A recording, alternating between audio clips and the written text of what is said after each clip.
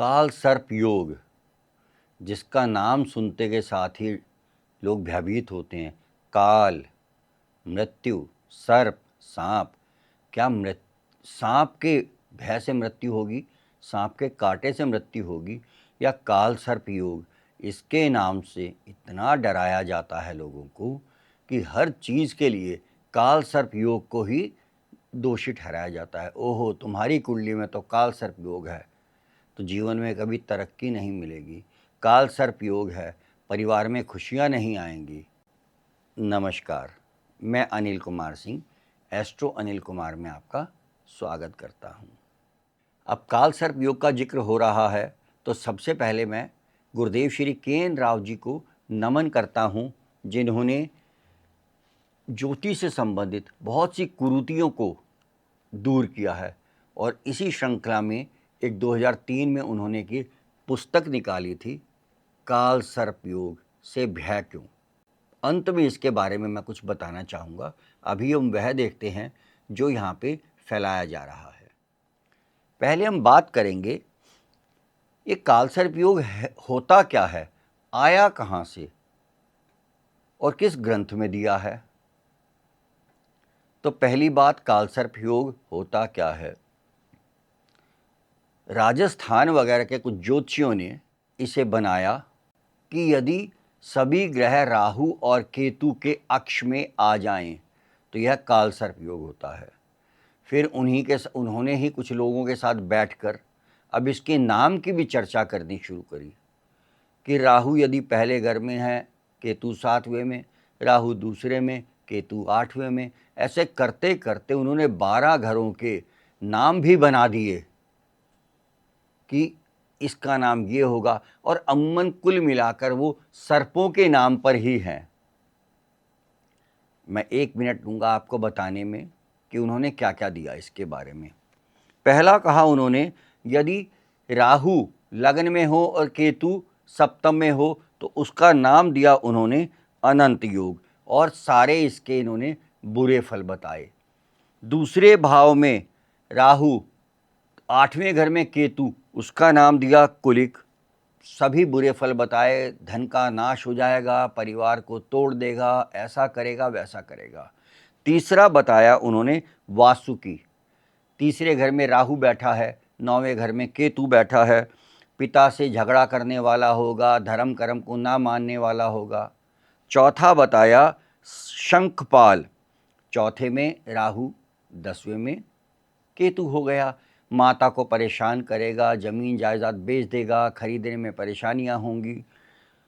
पांचवा बताया पद्मा काल सर्प योग, 5वें घर में राहु आया, 11वें घर में केतु आ गया, संतान का नाश हो जाएगा, यानी सभी बुरे फल। छठा बताया उन्होंने महापद्मा काल सर्प योग, 6ठे में राहु, 12वें घर में केतु आ गया तो इसे उन्होंने जेल योग बता दिया, झगड़ेगा, हर जगह झगड़ा करता फिरेगा। 7वां बताया तक्षक काल सर्प योग, इसमें विवाह का टूट जाना, अनैतिक संबंध इत्यादि रखना। 8वां बताया कर्कटक, दुर्भाग्य को बढ़ाता है, यानी भाग्य को कमज़ोर करता है। 9वां शंखनाद, 9वां भाव में राहु, तीसरे भाव में केतु, पिता से दुर्व्यवहार करने वाला, गुरुओं का सम्मान ना करना, अपने धर्म कर्म को ना मानने वाला बताया। 10वां बताया पातक, 10वें घर में राहु बैठा है, चौथे घर में केतु बैठा है, तो बिजनेस में डूब जाना, ढंग से एक जगह बैठ के काम धंधा नहीं कर पाना। 11वां बताया उन्होंने विषकटा, 11वें भाव में राहु और 5वें भाव में केतु होना, अपने बड़े भाई बहनों से दुर्व्यवहार करना, दोस्तों के साथ लड़ाई झगड़ा करना। और 12वां बताया उन्होंने शेषनाग, 12वें भाव में राहु बैठा है, 6ठे भाव में केतु बैठा है, तो दूर विदेश वगैरह में जेल योग होना, विदेश से संबंधित रहने वगैरह में कष्ट वगैरह होना उन्हें, ये सब उन्होंने बताया। ये सब उनकी खुद की इजाद है, ना कि कहीं किसी शास्त्र में लिखा है। अगर यह काल सर्प योग कोई होता तो पराशर जी अपने बृहद पराशर होरा शास्त्र में इसके बारे में बताना क्यों भूल गए। उसमें इसका जिक्र अवश्य होता। अब जब यह एक विवाद खड़ा हुआ उनके सो काल सर्प योग के नाम को लेकर कि ऐसा तो नहीं होता ताउम्र ने फल मिलेगा, तो फिर कुछ ज्योतिषियों ने इसमें जोड़ा कि नहीं, काल सर्प योग का फल राहु केतु की दशा में मिलेगा और हमेशा इसका अशुभ फल ही मिलेगा। वो ये भूल गए, ऋषि पराशर जी ने कहा है राहु केतु भी योग कारक होते हैं जब वो किसी योग कारक ग्रह के साथ बैठ जाते हैं।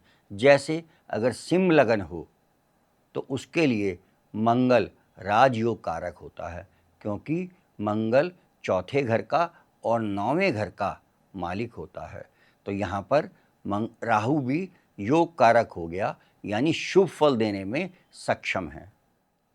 उसके बाद थोड़ी आगे और बात बढ़ी इस पर, तो एक बहुत बड़े स्कॉलर हुए हैं श्री पी.एस. शास्त्री जी। उन्होंने इसमें जोड़ा कि काल सर्प योग का फल मंडेन एस्ट्रोलॉजी में देखने को मिलता है, यानी मेदनी ज्योतिष में। उन्होंने भी इसमें कुछ अपने कंडीशन जोड़ी कि सभी ग्रह राहु केतु अक्ष में होने चाहिए, ना कि केतु राहु अक्ष में, क्योंकि राहु और केतु दोनों उल्टे चलते हैं। जैसे आज के समय में राहु एक्वेरियस राशि में गोचर कर रहा है, तो राहु एक्वेरियस राशि के बाद जब अपनी राशि बदलेगा तो वह मीन में ना जाकर वह मकर राशि में आएगा। यानी मकर से ग्रह सभी, काल सर्प योग के लिए उन्होंने कहा कि सभी ग्रह, अब अगर राहु मकर में आएगा तो केतु कर्क में होगा, यानी सभी ग्रह कर्क और मकर राशि के बीच में होने चाहिए, तभी उन्होंने कहा काल सर्प योग बनेगा, ना कि मकर से कर्क के बीच में अगर ग्रह होंगे। यह उन्होंने कंडीशन जोड़ दी। और इसका समर्थन करते हुए उन्होंने यह भी एक श्लोक कोट किया है जो मैं बताना चाहूँगा। अग्रे राहु रंदह केतुसा सर्वे मध्यगता ग्रहा योगोयम काल सर्पाख्यम नृपस्य विनाशः कृता। अब इन्होंने उसमें कहा कि नृप का नाश होता है, यानी राजा का नाश होता है। तो राजा के नाश वगैरह की बातें मंडेन एस्ट्रोलॉजी में या मेदनी ज्योति में ही बताई गई हैं। ऋषि पराशर ने राहु को एग्जॉल्टेशन बताया टॉरस साइन में और अपनी राशि मिथुन राशि बताई उसकी। बृहद पराशर होरा शास्त्र में पराशर जी ने राहु से संबंधित सिर्फ 2 ही योग बताए हैं। पहला गुरु चंडाल योग और दूसरा अष्टलक्ष्मी योग। जैसा पहले भी हम बात कर चुके हैं गुरु चंडाल योग पर कि यदि गुरु बृहस्पति या जुपिटर राहु केतु अक्ष में आ जाए, 9वां भाव भी पीड़ित हो, तो गुरु चंडाल योग होता है। और अष्टलक्ष्मी योग यह बहुत ही एक पावरफुल धन योग होता है।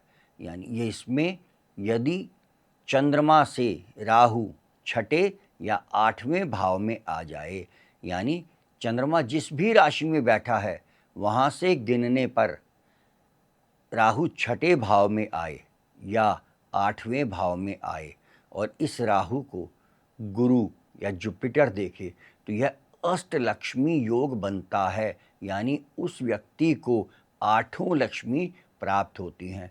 इसमें शायद कहीं ना कहीं धन नहीं दिया हुआ, बाकी 8 लक्ष्मी के बारे में इसमें जिक्र किया है। आइए आगे हम कुछ काल सर्प योग से संबंधित कुछ ऐसी कुंडलियों को देखते हैं जो बहुत मशहूर हुए व्यक्ति और उनकी कुंडलियों में काल सर्प योग है और निर्णय आपको करना होगा काल सर्प योग बुरा होता है, अच्छा होता है या इसका कोई फल नहीं होता। पहली कुंडली डिस्कस करूंगा मैं श्री जवाहरलाल नेहरू जी की। 1889 में इनका जन्म हुआ। कर्क लगन की कुंडली है।